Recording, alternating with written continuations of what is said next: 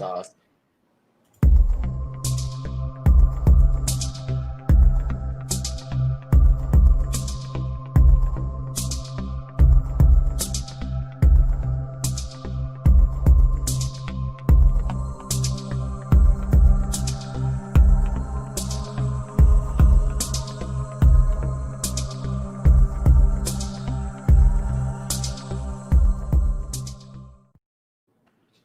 Hey everyone. Yay, we're live. Yay. I'm sure it's going to take some people a few minutes to join in. Hi, Amelia. Amelia's already in their chat. Yay. Welcome to America. You're not in America. You're in Canada. I'm in America. Canada. No, I'm in North America. It's all the same thing to me. Oh, true story. So just take the north and you've got America. What? I said take off the north and you've got America. This is true. My clock is chiming, so I know it's noontime. So today we're talking about merging your energy with other people. Hey, Raven. Hey, Shadow Sun. Hey, Pauline. Shadow Sun follows me on everything. Shadow Sun is on my Instagram, I think, is on my TikTok, I believe, is on my Messenger, I believe, is on my YouTube, I believe. I love me some Shadow Sun. Yeah, I know. She's great. Paulina is wonderful. Yay. She's missed our live the last couple of times, so. She's always in my lives when I go live. Always. Always. Well, la-di-da. Our Facebook group, okay? So today we're talking about merging our energy with others, and the idea of, and this came up from our last live when Adam and I were having a discussion.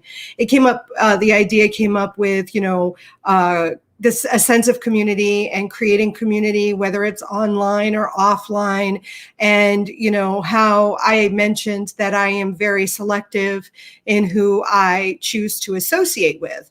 And this can be casual associations, it can be intentional, it can be magical, it can be mundane, but understanding that as witches, we sense energy within ourselves, within our environment, and within other people, especially if you consider yourself being an empath, whether you're witch or not. I mean, you can be an empath and not be witch, but how important it is to, look at who we're going to merge our energies with. And Adam wanted to discuss this further. And I think it's a great discussion.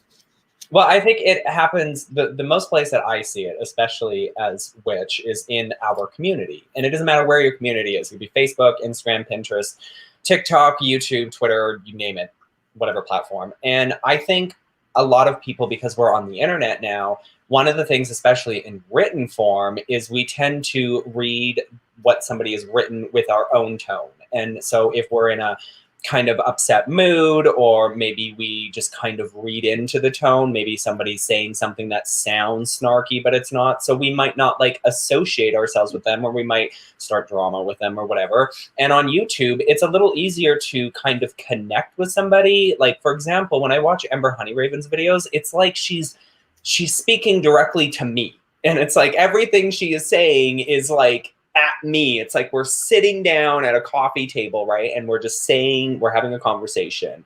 And that's a form of connection, right? And then you've got other people on YouTube or on Twitter or whatever, where you watch their content or you read their content and you're like, this doesn't sound right. And then as you keep going, you might develop thoughts of not believing them, or you might start having these feelings of, in some cases, with me, sometimes I'm like, this person's a fraud or a fake or whatever, right? And that causes friction and that can cause drama. But it's all based off of how we interact with people. And some of it goes back to how we were raised and how we were, how that has affected how we interact with people. Some people are more introverted, some people are more extroverted. And myself, I'm just a bitch. No, I agree. I think part of that is when we, it's that sensing of energy, like you're talking. I mean, I think sometimes it's easier to see an image of someone, like a video, or to even, for me at least, see a photo of the person while I'm reading their comments. Being in person clearly is at least for me, is the easiest way for me to read someone's energy. But seeing someone talk or listening to someone discuss their views or opinions, or just, making a video, or even, I think for me too, listening to just their voice. Sometimes I can get a sense of their energy through their words. And it's not only what they're saying, it's the tone, it's the volume, it's the inflection, it is the things the words that they choose and the words that they will avoid, I think tells a story and about their energy, or lets us know kind of where they're coming from, or where their energy is vibrating, if you want to look at it that way. But I think when we're connecting with certain people, I think that's sort of the idea that, when I talk about resonating, I resonate with this person. I think that's what you're describing, being able to, it feels like you're sitting there and having a conversation with them. But I do think sometimes when we listen to someone or we watch a video and we really have a dislike for whatever the reason is, whether we think they're fake or whether we think something's just kind of fishy there, I think it's important for us to look at ourselves too, because sometimes those individuals may be poking a shadow of ours. So our instinct is to sort of recoil from that, especially if it's a shadow we're trying to deny within ourselves, or, I'm not ready to tackle that shadow. I think those individuals that we may not like at first sight might be poking at something that we might want to address.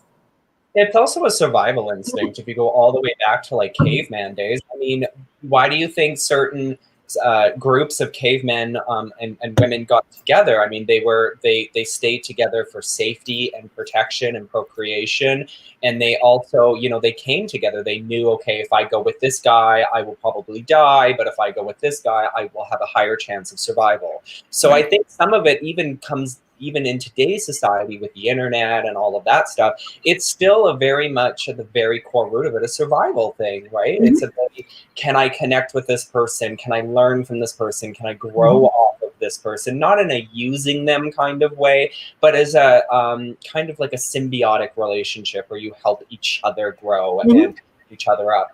And I do think, because a lot of times I have said, if I'm offending you with my video, then I guess the shoe is fitting, right? And I think that that's somewhat true. I mean, sometimes when we watch a YouTuber, another witch or a makeup artist or whatever, and we watch them and we're like, I don't like what you're saying, or it feels like what they're saying is directed directly at you. Like if you're having that feeling, I've had that feeling sometimes, and it's like, they may not actually at all be talking about you, but it resonates with you because, as I said, wait for it, the shoe, what is it? Fits. Yeah. I also think, I think there's a few different things. I think, like you said, you may find a YouTuber or Instagrammer or someone on TikTok or on Facebook or whatever. You stumble upon someone's content, and you realize, if you're learning about yourself in the witch's pyramid, to know you're seeking to learn more about yourself, you realize that you can learn things from this person. Wow, I really like what this person's saying. I want to know more. Maybe they can help me grow as a human being. Or, hey, I like this person because we think the same, we resonate the same, we do the same things. That's, trying to, I guess, build friendships with people that we are kin with. And then there are those frenemies, the people you love to hate, the people that are poking something within you. They're triggering something within you, whether it's something that, you want to fix in yourself. But I also think sometimes we may be attracted to the people that may be a little more negative, because that whole sense that misery loves company, that we're looking for validation in either our misery or our dark parts, that explains why I've got like 2,000 subscribers. You people just love me. Even you have no wisdom. Well, I think sometimes there are those individuals that sort of, validate the things that maybe we don't like about ourselves. It's the sort of that self-destruction part. Yeah. Like you know what I mean? Yeah, you see this, like, I'll give you an example of where I've seen this recently, the beauty community, right? So a lot of them are very rich, very famous, but they've come up off of YouTube or other platforms and transitioned to YouTube. And so over time, they develop these platforms, right? And y'all are here in the dishwasher, so just calm down. But as you develop these platforms and you develop these followings, right, some people start to criticize you based off of things, and you start to become a little more negative, or maybe you were always a negative person. And the more people that you start to accumulate towards yourself only helps that fire grow, right? So, there's that whole thing of where once you start a fire, you can put water on it, but if you keep putting gasoline on it, it's just going to get bigger and bigger and bigger, and it's going to get worse. And you just keep digging that hole yourself. And sometimes that fire goes beyond your control. Yeah. And that's the danger too. Like you're saying, the building of momentum of that destructive energy.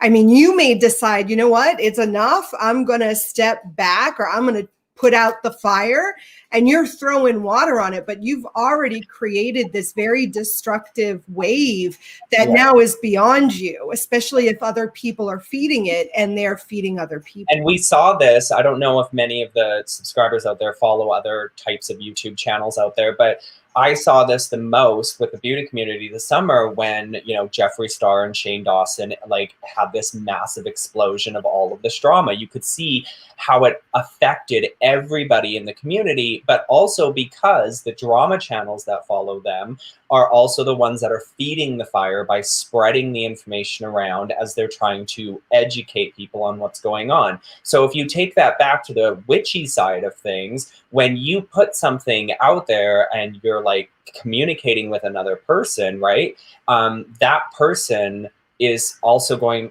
how do I put this? I'm trying to think of it like a ripple effect, where when you interact with somebody, you're also affecting other people around that person.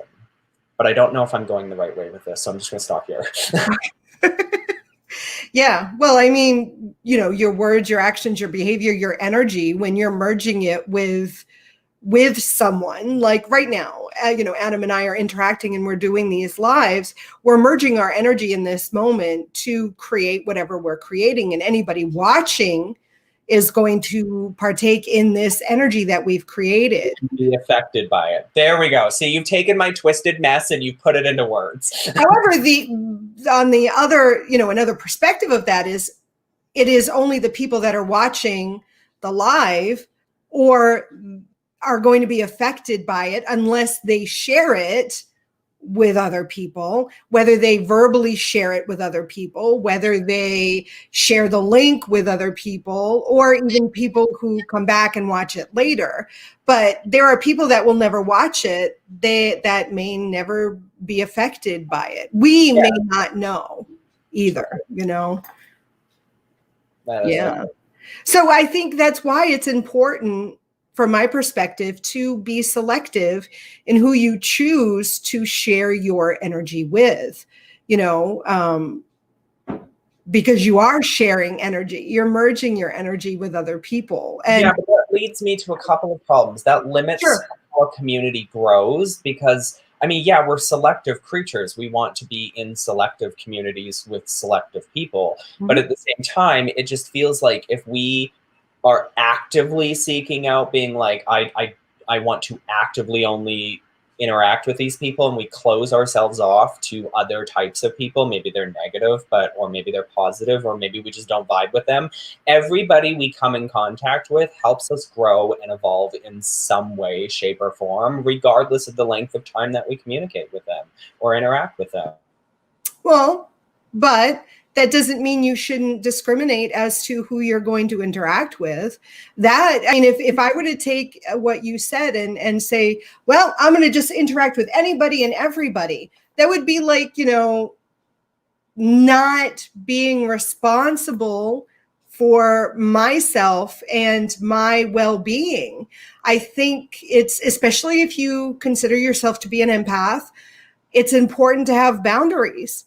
Because if you're always open and always willing to interact with anyone and everyone, then number one, you're going to end up being depleted energetically. And number two, you open yourself up for toxic people and toxic relationships that aren't going to be.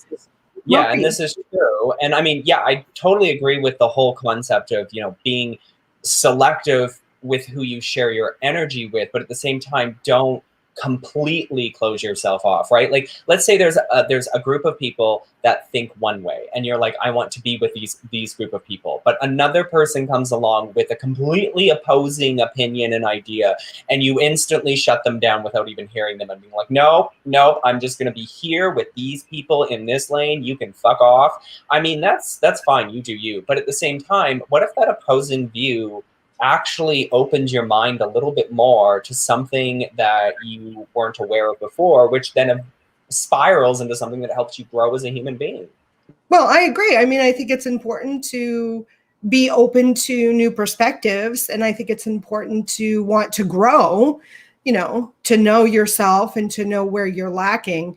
But I think that's part of, discriminating for yourself. You may be in a very vulnerable place where you're not able to be open and listening to opposing views, but you need to know yourself. You need to know when you're healthy enough or open enough or ready or in a good place to be able to listen to opposing views. But you may also have times in your life where you just aren't able to. Maybe you're dealing with something and you need people who are supportive of you in that moment. But that all comes down to knowing yourself.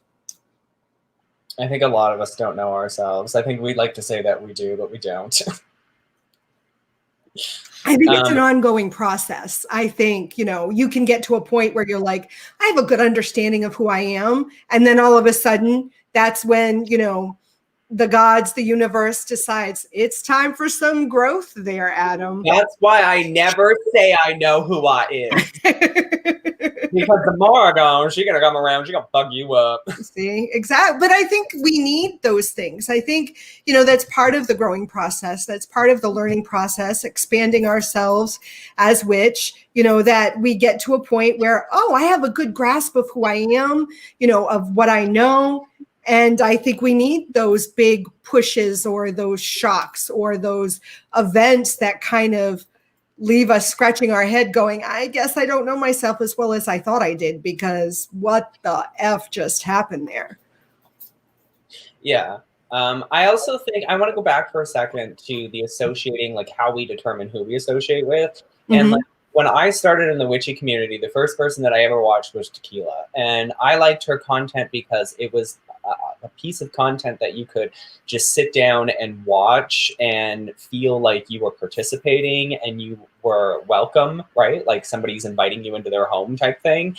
And that's kind of the reason why I also gravitated towards Ember Honeyraven and like yourself and Solitary and like a few other people that I watch, because it almost kind of makes you feel like you are involved in whatever it is that they're doing or talking about. And sometimes, like I said earlier, like they're talking almost directly to you.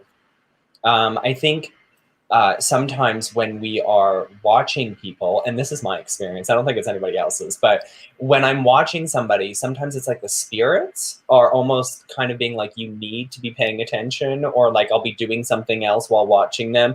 And then it's like you instantly look up and you're focused on everything they're saying because what they have to say directly correlates to what you're going through. Yeah, no, I think that's a big part of being witch and having a relationship with the unseen realms, whether they're your familiar, whether they're your beloved dead, whether it's the ancestors or your gods or whoever it is you work with in the spiritual realm. I think part of that relationship is being able to listen to the signs or the indicators that they give you, whether they're smack in your face or they're the subtle synchronicities that we find when we're, living our lives that, wow, I was just thinking of this and Ember did a video about it. Oh my God, I haven't watched her videos in years. Why am I, clearly I need to hear this, Facts. I wanted to answer this question from Amelia. She asked if being an empath help with being a witch. I would say yes. I mean, definitely. I mean, if you are able to sense energies, then it's only going to be a benefit for you in your craft. Would you agree? I would definitely agree, especially when it comes to the topic that everybody likes to talk about, and that's throwing curses. I mean, if you're an empath, it's definitely going to help you be able to sense that something's funky, or it's going to be able to help you figure out that this person's not a good person, or right? Like we kind of get that jump on the conversation of what is the energy level like in this situation, this place, or this person. Yeah. And it's Shadow Sun says, I can usually tell if I like somebody within a few seconds of either listening or interacting with them. Yeah. I mean, if you're really tuned into the energy of yourself and you can identify the energy coming from that other person, whether it's their voice, whether it's a video, whether it's, reading their words, if you're really tuned into your energy and you can tune into their energy, you can tell how you're going to be able to interact with them, if you're able to see through some of the BS that people throw out there too. I never throw out any BS. It's all true. all the time. Well, I think it's kind of difficult sometimes with content creators in whatever medium they use, social media, that we talked about this before, that you're only seeing a part of who they are. You're only seeing what they're allowing you to see, because there is this persona that they're crafting for social media. Not all the time. I mean, yeah, I have a persona of like crazy and sassiness, but I met other people. I think we all have different roles we play in our lives, right? I think that, meaning that, for example, I'm a mom, I'm a wife, I'm a friend, I'm a sister, I'm a daughter, I'm a tarot reader.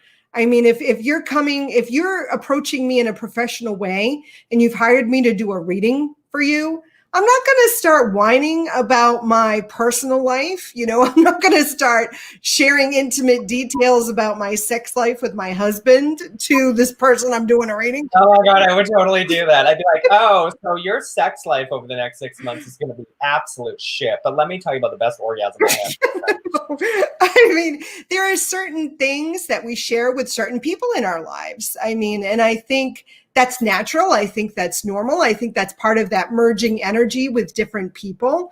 So I think, when I'm doing lives, when I'm creating videos, it's not that I'm not being authentic. I think you can tell I'm being authentic, but there are certain things I am not going to share on a YouTube video. I mean, not only about my witchcraft, but about my personal life. So that creates this persona that I'm not saying isn't me, but it's only a part of who I am. I mean, I'm just this crazy human being on the internet that really overshares his entire life personally and professionally, but like, whatever. And, like, right? Like, I can be crazy and sassy, and then I can release the grimoire and we can be serious. Yeah, well, clearly we all can be, I can swear a lot in my personal life and, only swear a little bit in my videos. But and I'm not saying that when we're watching content creators, that they're not being authentic. I'm just saying that we're only seeing a portion. And sometimes reading that energy will only give us a partial sense of who they are. And it may take time to truly understand the depth of who they are. I mean, I think you would agree with me when I say that there are some content creators out there that even if you watch them enough, and I think we both know who I'm talking about, that you get this sense of this is who they are. Right? Yes, we don't always get to see everything. Like, I don't have a camera following me around 24/7, 365. But over the last 4 years, I'm pretty sure it's safe to say that YouTube has figured out this is who he is as a person. And there are other content creators out there who, when you watch them over a length of time, at first you might think, okay, this person is you know, maybe they're a little crazy, maybe they're a little insane, but then you watch them over and over and you see certain behaviors, certain actions, certain things happen that still make you think and wonder. And slowly over time, you actually get to see who the person is because they're exposing themselves to you. And that person may be negative and toxic, or they may be positive and you may want to continue interacting with them, or they may not be anything at all because they just keep changing who they show you every other few months or so, right? So I mean, yeah, we don't get to see everything, but I do believe that over a period of time we can establish, or we can safely establish, this is who this person is. I would say, well, it depends. It depends on the person. I mean, and I'm now in my head, I'm taking what we're saying and I'm applying it to other aspects of life in general. And I have this personal fascination with serial killers. Oh, I have this personal fascination with it. I loved the show Dexter, and I have this fascination with just serial killers. I like true crime. It's the psychology of it. But I think, as in these types of things, when you're watching, you know, a serial killer or the case unfold, a lot of the people closest to them are shocked that this individual was a serial killer. I would have never thought. They seemed so normal, you know. And I think, I'm not saying that there are, well, who the heck knows? Content creators, who the heck knows who a content creator is? I mean, we could watch someone for years and still not truly understand who they are, you know, whether they're super sunny or not, whether they're really dark. You could have someone who portrays a dark and moody content creator, and you never know, behind the scenes, they may be, you know, big smiley person. You know, it depends on the individual. But I think is which understanding the energy, trying to look beyond the facade or the projected image. I mean, isn't this the idea behind glamour magic anyway? You know? I mean, yes, it is. And at the same time, but what I was saying is, like, until that person does something that completely changes our view of that person over a period of time, I'd say it's safe for us to come to a conclusion without seeing any other social media posts or anything about their personal life that this is who they are. But a lot of content creators today use YouTube, right, where they put up their content, but then they've got Instagram where you see behind the scenes, you get to see their stories, or TikTok, they might take you into their family life or whatever, right? Like, remember when Tequila would do those like family vlogs and you got to see behind the scenes, right? Like, you really got a sense of who Tequila was. And I would say that it was safe at that point, if you watch all of her videos, that you get the sense of this is who she is. And when interacting with her, it's the same kind of sense that you got. So I would almost kind of argue that after a period of time of them showing you who they are without showing you anything else, that it would be fair to say that this is who you think they are, because even the energies that they give off, right? I could give off this crazy psychotic energy, which I always do, but then in person, I might just give off this like super calm energy, right? So I would almost argue that reading the internet energy of a person is not going to be as effective to tell you what kind of person they are. I don't think ever. I mean, you're only going to know, whether in person, whether on the internet, whether through words, whether whatever, you're only going to know someone as much as they're going to allow you to know them. That's what it really comes down to. I mean, if they are, I mean, energetically as well, because if they are someone who practices energy manipulation, you know, manipulating their own energy, again, this is the same idea in glamour magic, you know, projecting something that you're not for whatever your intention is. If someone is able to manipulate their own energy to believe sort of the quote lie that they're projecting, then you're going to get a really weird read off of them. You know, if someone has created the story and then believes their own story, then you may feel an energy of truth, or reality or authenticity that isn't really authentic. Did I lose you on that? I don't know if I explained that quite right. No, I got it because I just applied it to all of my thoughts. There you go. My thoughts on YouTube's, but I know what you're saying. Yeah, it's almost like creating, for those of you who role play, for those of you who play D&D, tabletop D&D, it's like creating a character and then role playing that character and then believing that you are that character. And now you're projecting the energy of that character as you, for reals. Yeah, no, that makes sense. So then if I'm a witch and I'm reading that energy, and I may believe that you are that character and not the person behind that character.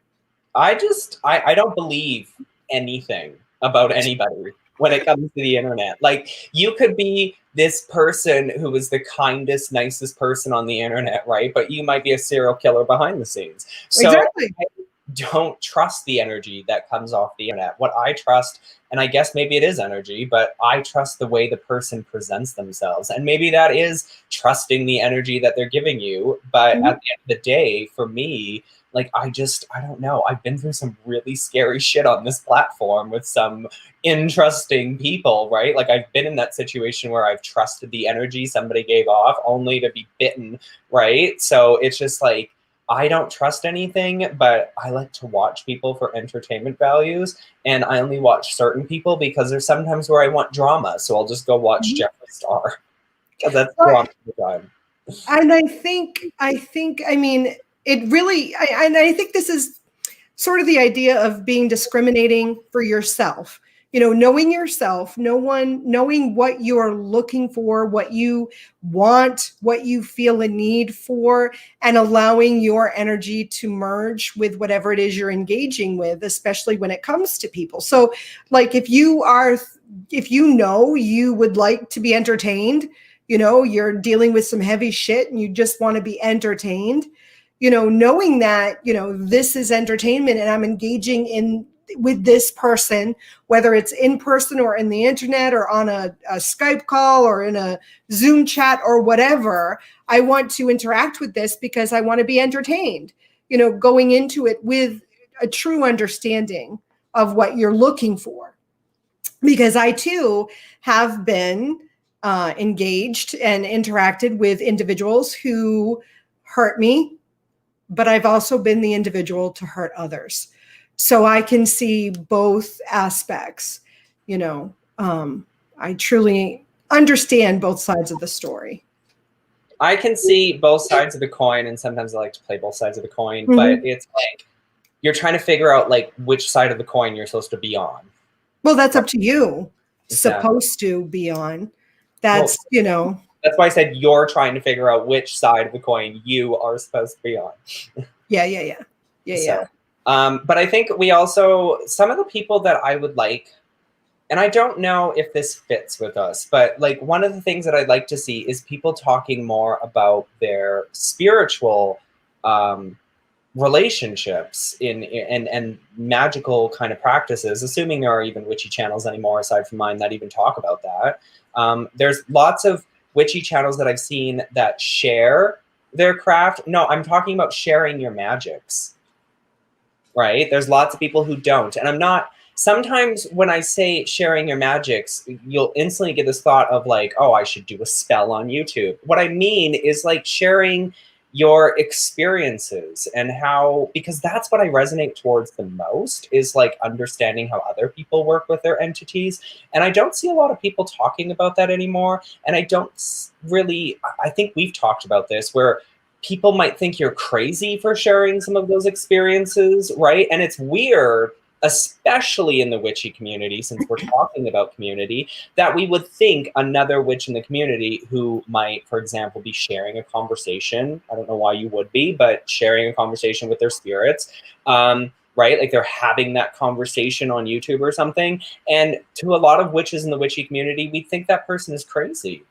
But then we go on our own channels and talk about experiences, although maybe not sharing the experience itself as it's happening, but talk about the experience as if it's nothing else. So I'm like, is there is there a line that I'm missing? Like, are we allowed to talk about a conversation with the spirit, but not allowed to share the conversation because we look like we're crazy?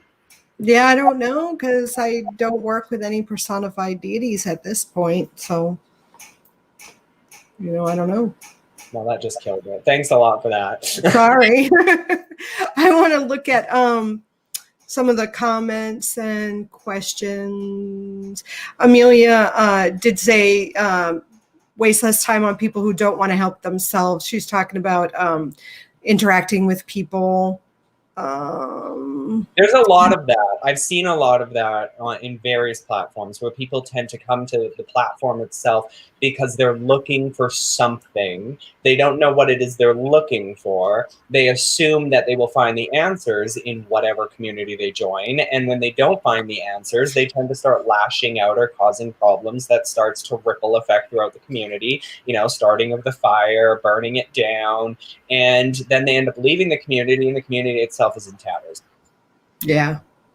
Amelia also said, I learned different aspects of myself by hearing different magical points of view. Shadow journal, any insights? That's exactly what we were talking about, learning where you are, what you need, and then looking at different perspectives from other witches, other magical practitioners, and then saying, hey, that really resonates with me. I haven't thought of it in that way. Maybe I'll apply that into my own practice.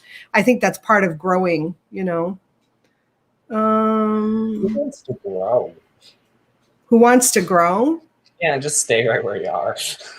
Oh, here, She also said, it sounds like Amelia is the only one in chat, but trust me, there are other people in chat. She's just talking a lot. I see everybody else in chat. They're just not I know. It's okay to interact with opposing ideas to learn, but don't take on others' emotions that are not yours to carry. Take breaks when needed. Exactly. That's easier said than done, and I can give you a perfect example. So I fell in with a certain kind of lady a long time ago, and her energy at the time felt very welcoming and very open and very inviting, and I didn't realize at the time that that's a trap. Okay, so y'all need to do exactly what Amelia said, because I took on all of those emotions because I was also in a very vulnerable state where I wanted to feel connected and I wanted to feel valued and valuable to people, right? And make the friendships that I've seen, right? Like, the only reason I communicated with this lady is because I've seen all these other friendships developing in the witchy community back when, when people used to talk to each other. And I wanted some of those friendships and to be a part of, maybe not those circles, but, form my own circle. And it didn't really work out that well because, I misread the energy, took on the energy, and then don't do it. Just don't. Yeah. Well, it's really, and this is that fine line with being vulnerable, being open to merge your energy with someone else, but then that other person manipulating the energy, manipulating your energy for their own intentions. This is where a lot of command and compel spells really work. Yeah. Sometimes, and I can think of times online that's happened and offline when that's happened. And I find that it is usually when I was in a vulnerable state.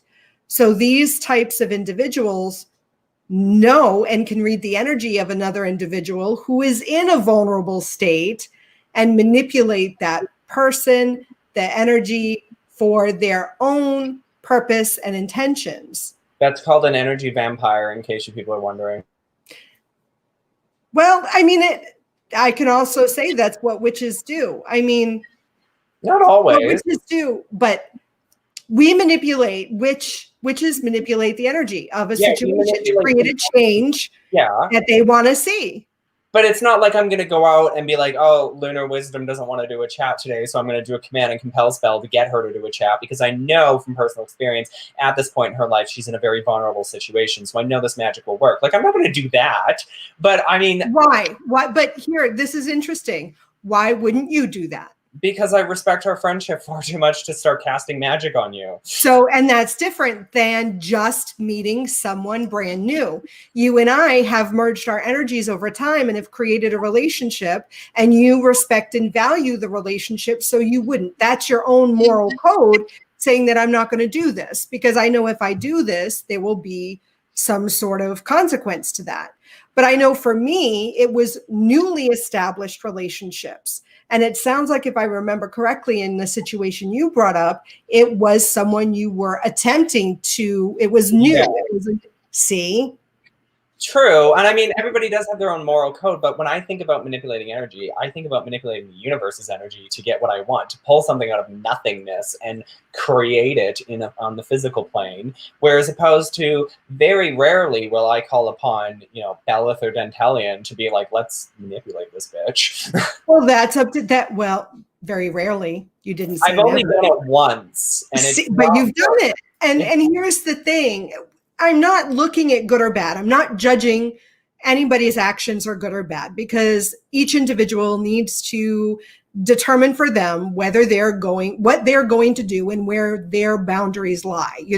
Will you manipulate another individual or will you not? I mean, I'm not going to, I have manipulated individuals. Yes, hard. I have. It's hard to do. It is. Well, it depends. I'm not going to say it depends on the person. Yeah, it depends on the target, but it also depends on your experience as a witch, right? Like if you're a brand new witch and let's say you want to manipulate your boss for a raise, that's going to be a little bit harder. I mean, unless you have that established relationship or a lot about your boss. But if you just started a company, you're a brand new witch and you're like, I'm going to manipulate you to get more money, it might not work out that well. It may not, but it might. I mean, is the target in your example, your boss, in a vulnerable state, like we were when we were manipulated by the outside individuals? Are they dealing with are they distraught? Are they in a chaotic state? Are they grounded? Are they anchored? What is their energy? If you're a witch that can read energy, and you find that your boss is in a vulnerable state for that,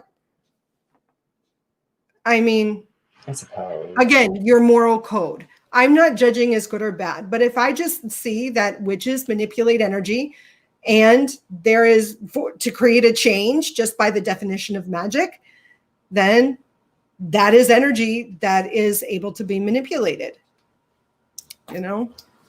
I'm not saying it's good or bad. I'm not suggesting you go out and do it. I'm not saying you shouldn't do it either. I'm just saying that that's the definition of the word. From experience level, I kind of caution. That's what I do, is I caution.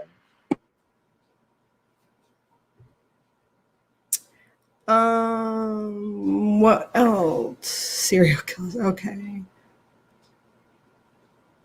Do you see any other questions? Did you get shadow sons? I think people don't discuss the relationship with spirits just because of their personal interaction. The feel of judgment.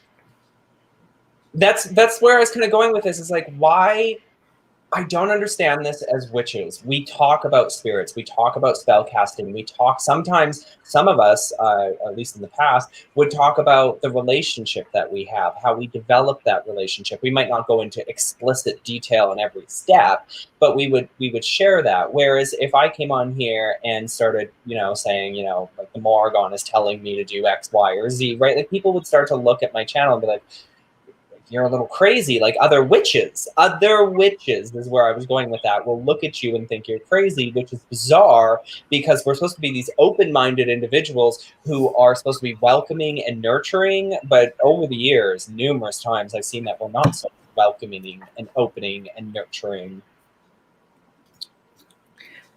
Betwixt and Between says sometimes it's because we want to avoid the elitism or critic that goes along with sharing the experiences of our rituals and or magic if it's sharing with those we don't know personally. And I agree with that, but at the same time I could argue that, the internet, right? You're sharing, if you're the type of person who wants to share this type of information, then you should believe wholeheartedly that this is something, this is an actual event that happened or is happening at this moment, and I want to share it, and I have permission to share it, and all of this other stuff, right? Like it comes down to having confidence in your craft and being able to be like, no, this is how my craft works. Right. Like there's a lot of witches who share their magical workings with no wording or anything like that, and you don't see any criticism on them. Amelia says, why is it, I think those who go to church, it's okay to hear someone say God spoke to them. But like you said, we should feel odd about it in our practice. And she agrees with you. And the whole idea of, a god or goddess speaks to you. Yeah, and especially like and where I'm going with that is like if they speak to you in the middle of a video and you're sharing what they're saying, right? Like that's where other people on the internet start to judge us and think we're weird and crazy. But like she said, why is it okay for somebody to be like, God spoke to me and this is what God said? I mean, yes, in videos I can be like, the Morrigan spoke to me last night and this is what she said. But if I'm sitting here and I'm like, oh, you want me to do what? Oh, okay. Right? Like that makes me look crazy, but why? I don't know, but I think I would have the same reaction whether someone said, oh, if they're saying Jesus is speaking to them or God is speaking to them, God, capital G, or, the Morgan or Aphrodite or whatever, I think I'd have the same reaction regardless of who is saying it. Yeah. But I mean, for me, it would depend on who I'm watching and do I believe what I'm watching, that person, Yeah. I mean, if the person is not a reliable, creditable person, exactly, right? Like that makes sense for you to judge and like kind of guess. But like, right? Like if Ember Honeyraven came on and started sharing a conversation she was having with Morrigan, she never would, but let's pretend she did, right? How many in the witchy community would instantly jump on her and be like, what the hell is going on in your video? Like, right? I think it depends on whether they take Ember Honeyraven's words, if they think she's a valid or she is authentic and everything she's sharing is valid, as opposed to those who don't think so. Do you know what I'm saying? I think you're going to have the people who watch her stuff and have, oh, it's all fakery, witchcraft isn't real. They're gonna have a different opinion about that interaction than someone who watches her and feels that she's valid in what she's sharing. I suppose. I've never seen it, but I wanted to like talk about it because there are some times, and I don't talk about it, but there are times where I'll be doing a video and the spirits will be like, hey, we need you to do this. And it's like, they're saying it to me, but I don't say anything to the camera or anything because, like I don't want people to think I'm fucking crazy. And that's the part that kind of irks me a little bit because, that might be something worth sharing. Like the other day I was doing a video and they wanted me to do a spell. Oh, what was it? It was going to the astral plane. It was the one I was telling you about where it was like you're visualizing yourself on the astral plane, visualizing yourself manifesting something on the physical plane. And I was talking about this in the video and the spirits wanted me to show how like you would put the intentions in and whatnot, but I decided not to because it would just look like me sitting there doing nothing, right? So, but I could have shared that and been like, oh, so the spirits have just told me that, I should share the working aspect with you to show you an example. But I'm pretty sure if I would have said that, the internet would think I'm crazy. I think the same people who would think you are crazy are the same people that are going to watch channelers, people who channel spirit or mediums, trance mediums who actually are physical vessels for a spiritual entity, like Abraham Hicks or Bashar or Seth, the channel, Jane, I can't remember her last name, who is a channel for Seth. I think those are the same people who are going to see them as crazy and inauthentic as well. Because what is the difference? What is the difference between being a physical vessel for spirit and speaking, being the mouthpiece for spirit, or having spirit stand beside you or above you or wherever spirit stands and whispers to you or he screams at you and you speak what you're hearing? There isn't a difference, but it's just, I don't know. I've seen, and I guess my concern or where I draw a lot of issue is watching interactions with the witchy community when somebody goes off the witchy path and then comes and makes a video and says, I'm a Christian now. That's where I guess I get a lot of this confusion, because if I can't transition, say, from witchcraft to Christianity and share that and not have the whole internet go insane, like especially the witchy community, then how am I supposed to be able to share, maybe I want to share a conversation with the spirits without the witchy community going crazy, right? And I mean, yes, there are those random commenters, right, that are crazy, that are going to think you're crazy, but I'm talking about like other people who have made videos about other people going down the Christian path and just really attacking them, right? So my fear is, if I were to share that, and it's one of the reasons I don't, is that somebody in the witch community would make a video who is either more respected or more valuable and just try and attack or lash out or go after that and be like, why? You're a witch too, who's talked about spirits before. I think the difference is that there is such a chaotic relationship between Christianity and witchcraft that has been there for so many years. Yeah. That someone coming from witchcraft and deciding to go to the other side, to the Christianity, I think you already have that there. And I think that's why you get such blowback from people who do transition from witchcraft to Christianity. So I think that's a little different. But I use that as an example to compare to, okay, what would it be like if I shared a conversation with the Morrigan, right? Like the same kind, maybe not the same kind of anger, but the same kind of confusion, the same kind of lots of questions would come out from potentially other witches. And it's like, why? And I guess where I'm going with this is, why do you get to question my craft just because I'm sharing it? Why do you get to assume things or say, you know, negative things, or I don't know. It just kind of, I think people have an opinion regardless of whether they are allowed to have an opinion or not. No, that's true. You know, I can watch someone or something and have an opinion about it. I mean, whether I go and share that opinion is different. Yeah. But then again, to say that I can't share my opinion, I mean, isn't that freedom of speech? I mean, we're content creators. We're putting ourselves out there, and we should realize that you're going to get likes and dislikes. If you don't want the dislikes, then you shouldn't be sharing. I mean, because you're going to get them. Not everybody is going to love you, Adam. Everybody has to love me. No, they're just not. They're not. Oh, Amelia posted something. You should. I see. I'm going to share it. I'm going to share it. Oh, okay. I've watched a few that channel a spirit before reading. The reading was always helpful. Different spirits have different personalities and interests. After time, I feel I can tell if the message fits. I agree. I mean, honestly, I just recently uploaded a channeled message that I had from spirit.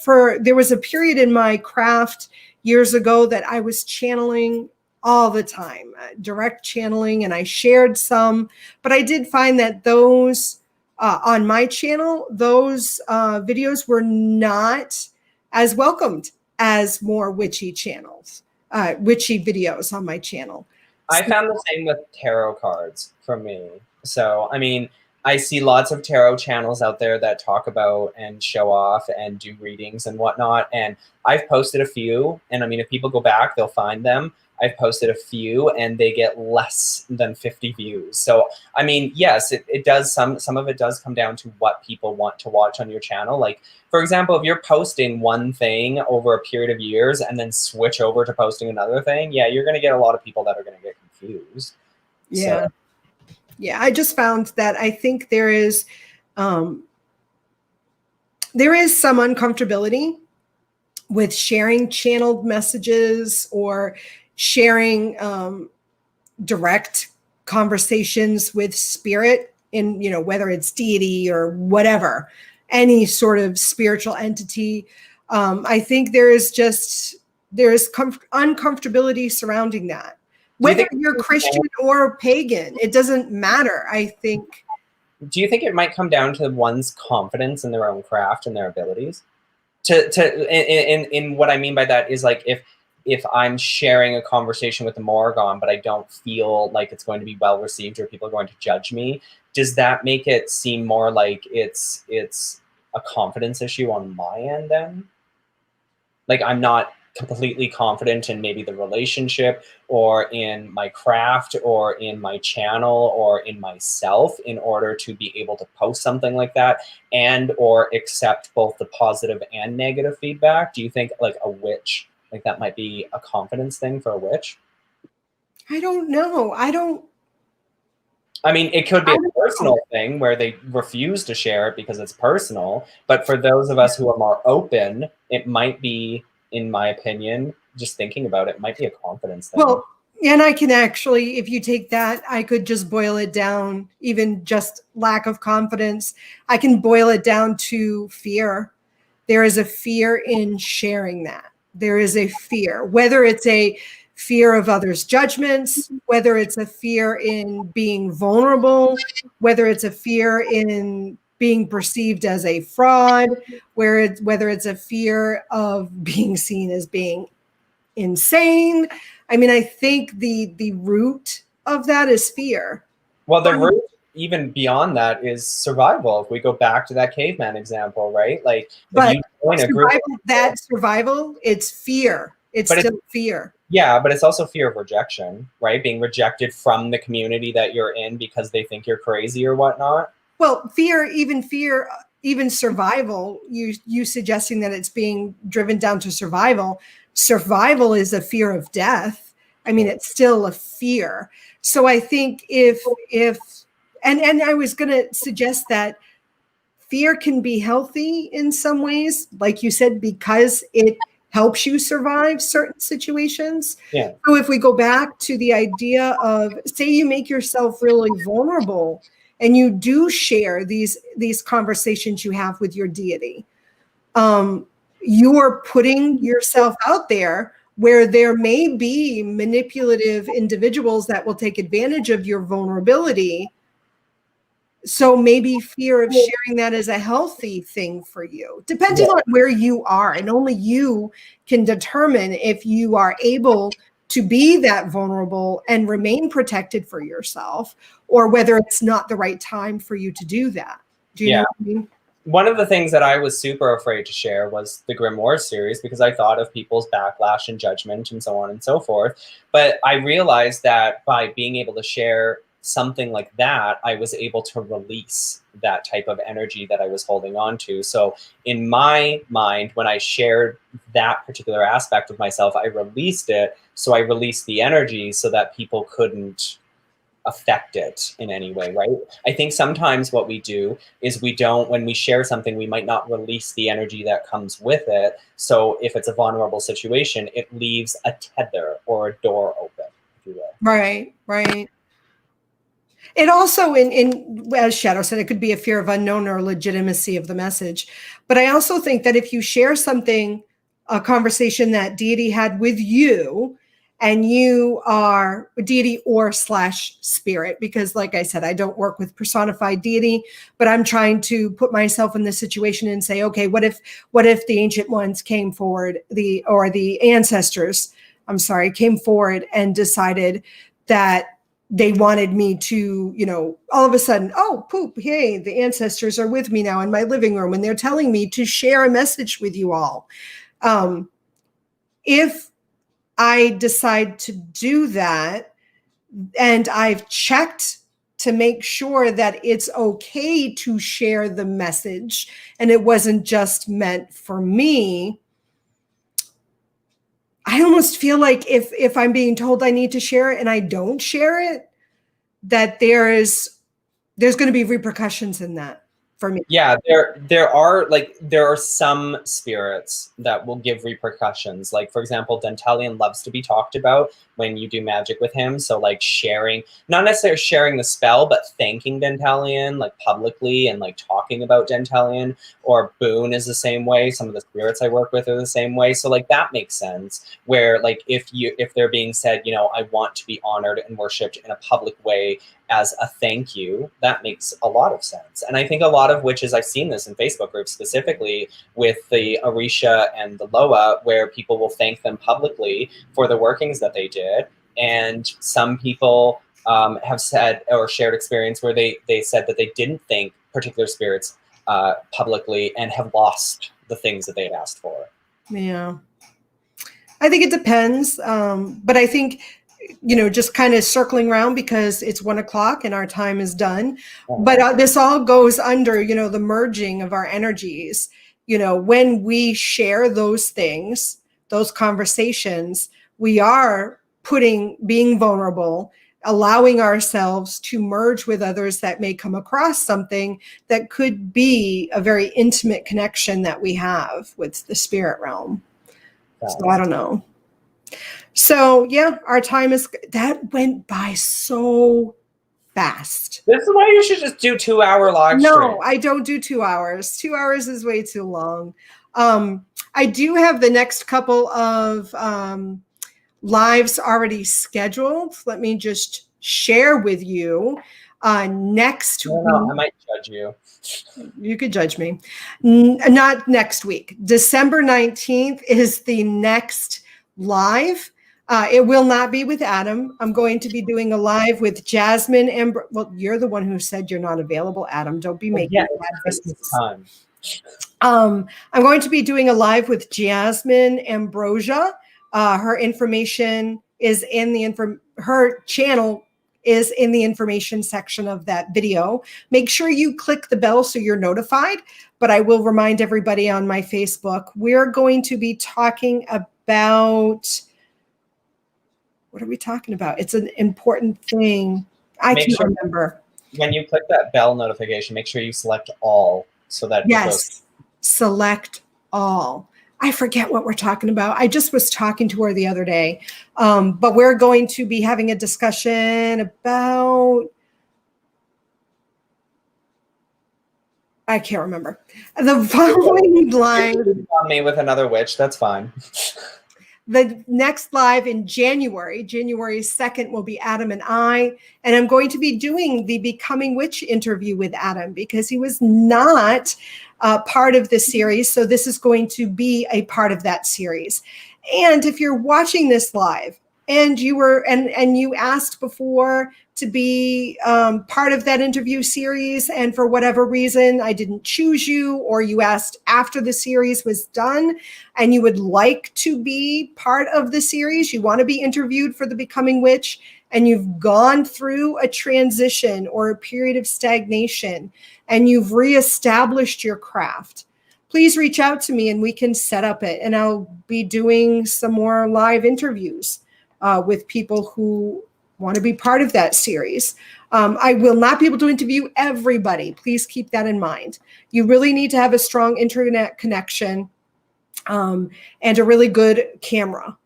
Because if we're going to do it live, then it's going to be important for people to be able to hear and see you well. So reach out to me for that. So that's what's coming up. And if you didn't know, my book is available on Amazon. It's a great Yule or Christmas gift for the holiday season. So if you know someone who could benefit from Becoming Witch, if they're transitioning, if they're witch and they've gone through a period of stagnation and want to get back into your craft, this is the book for you, right, Adam? Yes. I have a review of it coming in early next year. Yay. So. Because I gifted it to friends that I think would be a wonderful aid for them. So our time is over. Thank you all. Subscribe to the Witchy Show. Yes, make sure you subscribe to Adam's channel, but I'm assuming you all have already. Come on now. Most of the people I recognize are on my channel. See? Like, yes. Shadow sign. See? Blood, sweat, and steel. Love you, my friend. Everyone, see you next time.